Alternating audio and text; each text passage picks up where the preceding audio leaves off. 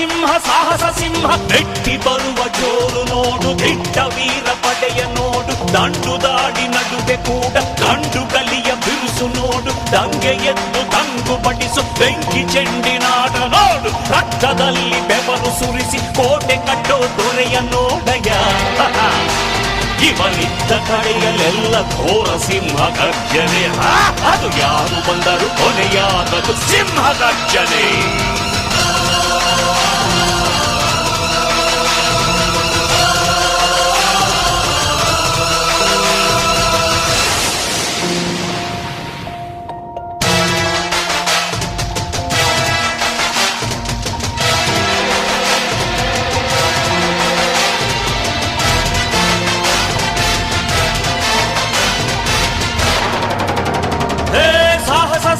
ಸಾಹಸ ಸಿಂಹ ಜಯದ ದಳಪತಿಯನು